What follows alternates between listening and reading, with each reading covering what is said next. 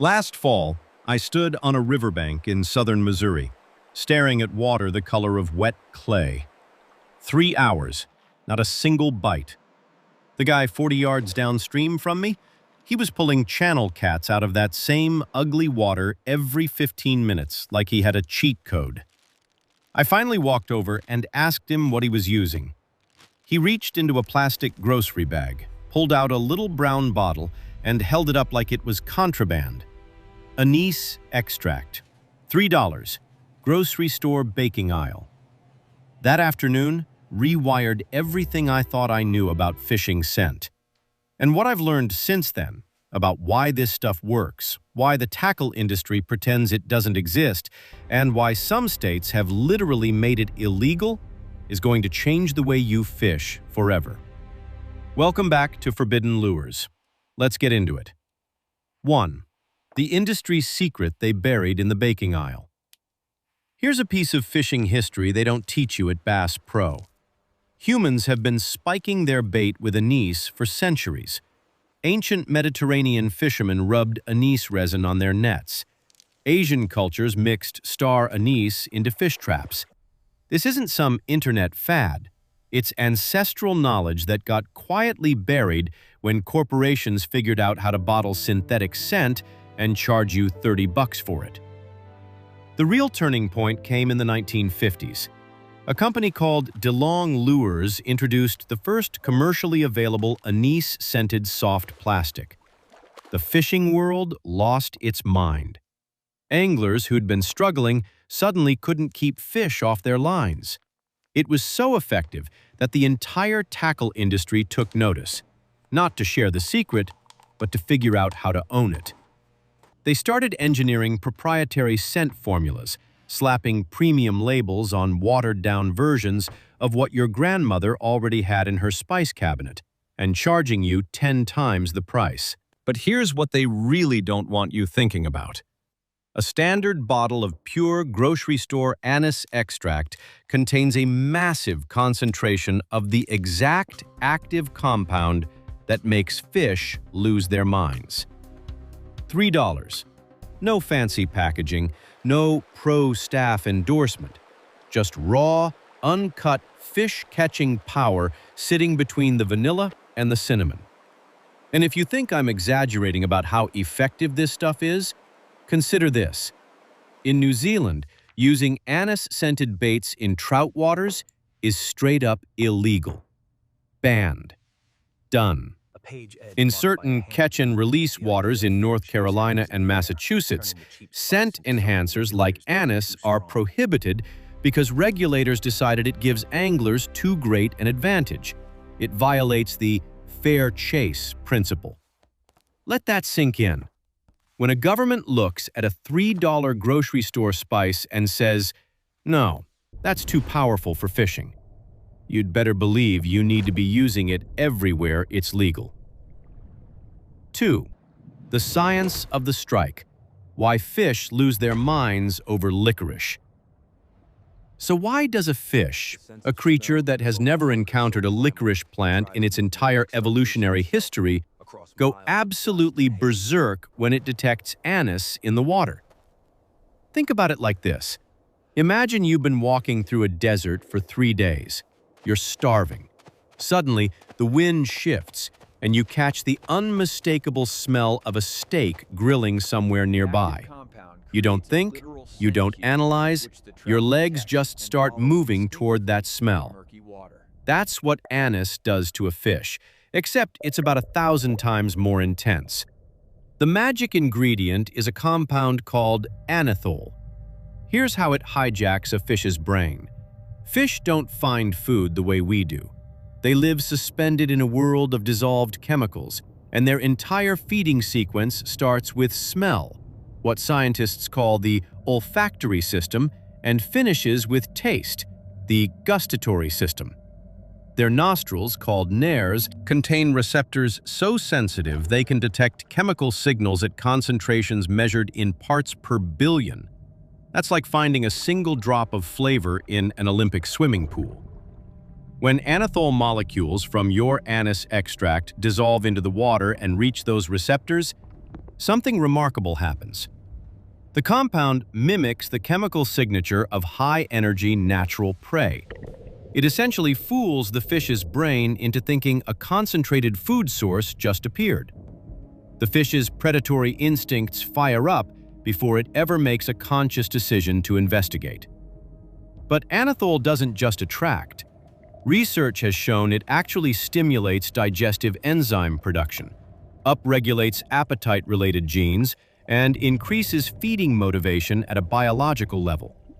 In plain English, it literally makes fish hungrier. They weren't looking for a meal. Now they're starving.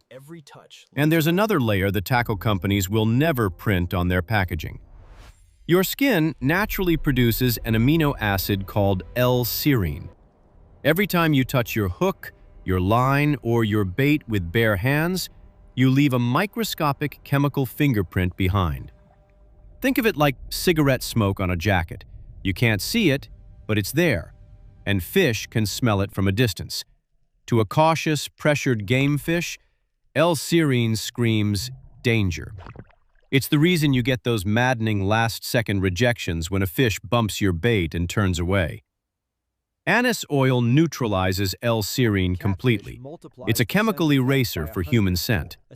Now, if you're a catfish angler, multiply everything I just said by 100. A channel catfish is basically a swimming tongue. While you and I have about 10,000 taste buds inside our mouths, a channel catfish has over 175,000 taste receptors spread across its entire body. Its skin, its fins, those big whiskers called barbels. Their whole body is wired to taste the water around them. A catfish swimming through an anise scent trail is literally tasting your bait from 50 yards away, long before it ever sees your hook. That alone should tell you why the industry would rather sell you a $30 spray bottle than point you toward the baking aisle. But what I'm about to show you next is the real reason they're nervous. 3. The scent cone hack. How to own murky water. Let's talk about the exact nightmare scenario that sends most anglers home skunked. Thick, muddy, chocolate milk water where you can't see your hand 6 inches below the surface. Here's what's happening underwater in those conditions. A fish's visual range collapses to almost nothing, sometimes less than 20 inches.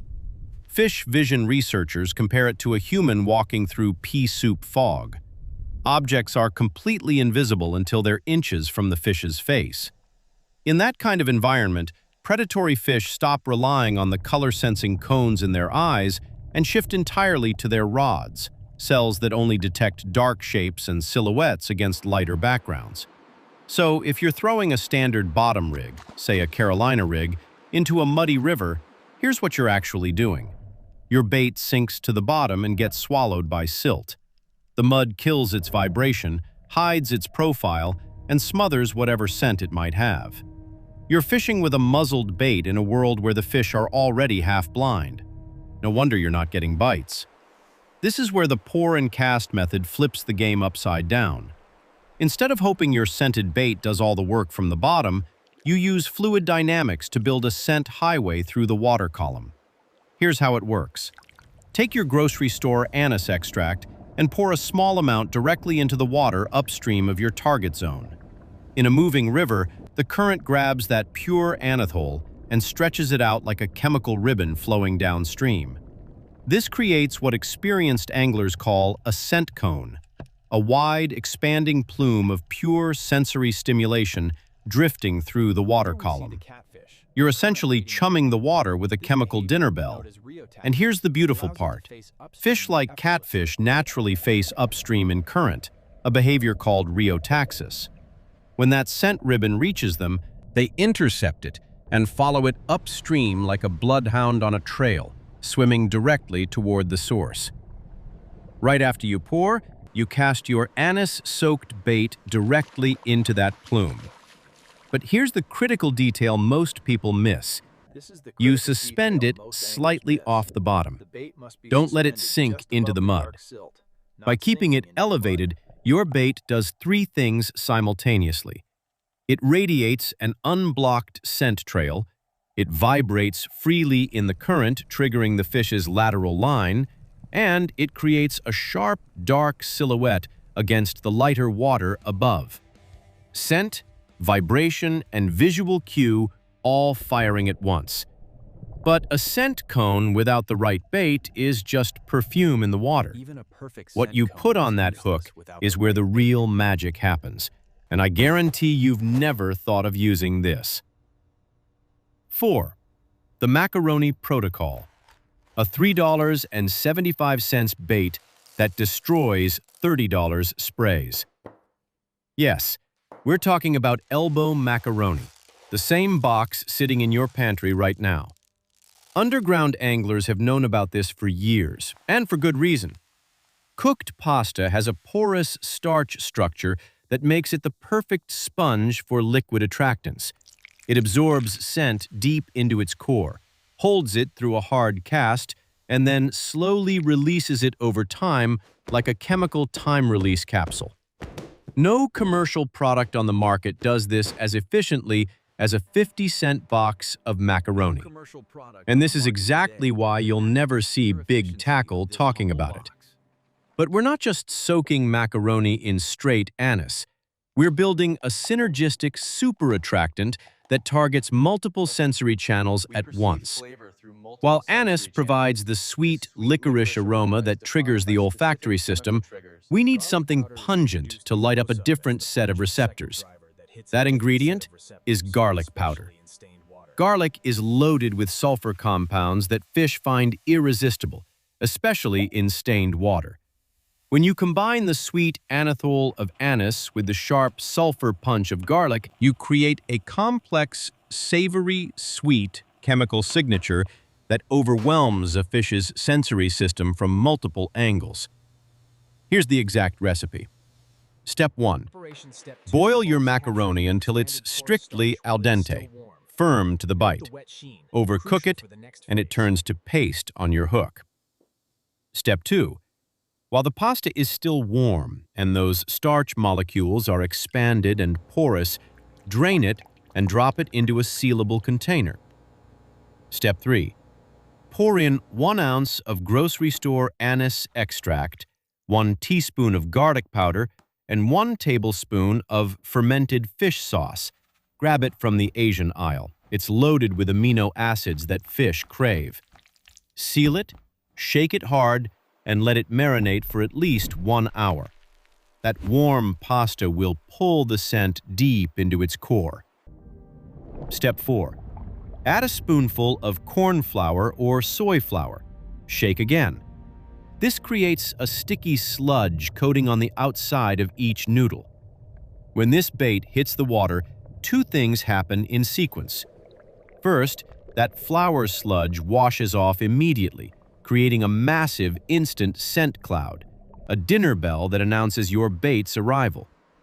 Then, the deep-soaked pasta takes over, slowly leaking anise and garlic for the next hour like a scent grenade with a slow fuse. Field tests in Murky river systems have consistently shown this exact anise-marinated macaroni produces triple the catch rate compared to unscented baits over a 4-hour session. 3 times the fish, for $3.75 in grocery store ingredients. And here's a bonus the tackle companies definitely don't want you knowing. Anise essential oil contains bioactive compounds, anethole, naringenin, taxifolin, with proven antimicrobial properties. Studies show it significantly inhibits bacteria like staph and E. coli. So when you soak your macaroni or any meat bait in anise extract, you're not just attracting fish, you're preserving the bait. It won't rot into useless, toxic sludge overnight. You can refrigerate a batch of anise-infused bait and it stays potent and safe to handle for weeks. 1 prep session, weeks of fishing. The industry would rather you buy a new bottle of spray every trip, but macaroni is just the beginning. If you really want to weaponize your grocery list, keep watching. 5. Forbidden grocery baits. Your kitchen is a tackle shop. Once you realize the baking aisle is more powerful than the tackle aisle, the whole grocery store opens up. Start with the cheapest hot dogs you can find. Not the premium all-beef Franks, the bargain bin chicken and pork trimmings dogs that cost $1 a pack. Slice them into 1-inch chunks, toss them in a Ziploc bag with 3 tablespoons of chopped garlic, a heavy pour of anise extract, and here's the secret ingredient: 1 packet of unsweetened strawberry Kool-Aid. Add a splash of water and let it sit. The Kool-Aid dyes the hot dog chunks a deep blood red that mimics an injured bait fish, while the anise and garlic soak into the porous meat. Channel Catfish absolutely demolish this bait. Next, walk over to the canned meat aisle and grab a can of Spam. One savvy angler in Arkansas used a chunk of Spam to land a former world record blue catfish weighing 116 pounds. The trick is to cube it and let it sit in the hot sun for a few hours before you fish. The heat toughens the meat so it stays on your hook through hard casts, and it forces the pork oils to sweat to the surface, creating an instant slick scent trail the moment it hits the water. And for the liver fishermen watching this, you know the biggest problem with chicken liver is that it's too soft and it flies off your hook on the first cast. Here's the fix they call the leather liver trick. Lay your livers on foil-covered cardboard and bury them in garlic salt. Let them sit outside for a few hours. The salt draws the moisture out, curing the liver into a tough, leathery strip that holds on a hook through the heaviest river current. And that garlic salt doubles as a scent amplifier. Every single one of these baits costs pennies. Every single one outperforms products the tackle industry sells for $20, $30, $40. And they do not want you figuring that out. 6. Adapting the hack. Species, seasons, and water temperature. Knowing the recipe is one thing. Knowing when and how to adjust it is what separates the weekend warrior from the angler who never comes home empty-handed. If you're hunting channel catfish, remember they're foragers that live and die by their sense of smell. They want a dirty, pungent, savory signal. Add blood or chicken liver juice to your anise garlic mixture, and you've created the ultimate high-energy beacon for channels. But flathead catfish are a completely different animal. Flatheads are ambush predators that rely on vibration as much as scent. A deadbait sitting motionless on the bottom is invisible to them. You need to suspend your anise-scented bait in the current so it flutters and pulses, sending both a chemical plume and a physical thump to their lateral line. Targeting carp, they've got a massive sweet tooth. Carp are naturally drawn to the licorice aroma of anise, but if you combine your extract with honey or sweet cherry jello powder, you'll trigger a feeding frenzy that can turn a dead afternoon into a rod-bending marathon. And don't think this is limited to warm water species.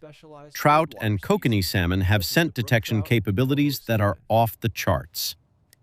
Kokanee tournament anglers guard this next secret like it's classified information. Take white shoepeg corn.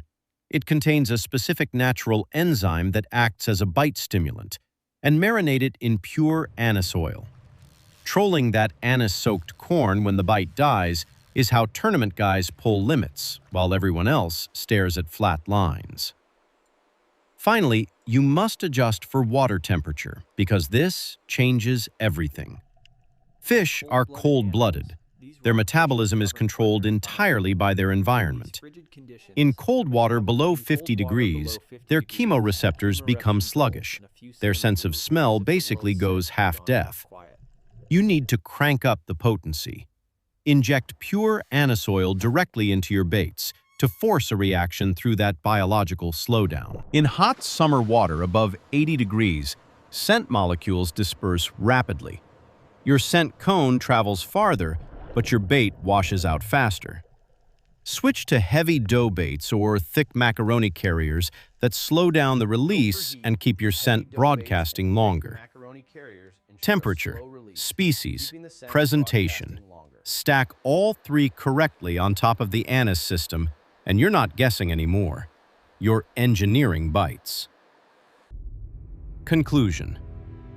So here's where we stand. The tackle industry has spent decades building a multi-billion-dollar empire around the idea that catching fish requires expensive, proprietary, laboratory-engineered scent formulas. But the biology of a fish hasn't changed in millions of years. Their olfactory and gustatory systems are hardwired to react to the exact chemical compounds found in a cheap bottle of grocery store anise extract. You now know how to build a scent cone that turns muddy water from your enemy into your weapon. You know how to create a synergistic super attractant using the Macaroni Protocol that outperforms anything on a tackle shop shelf. You know how to weaponize your entire grocery list for pennies on the dollar.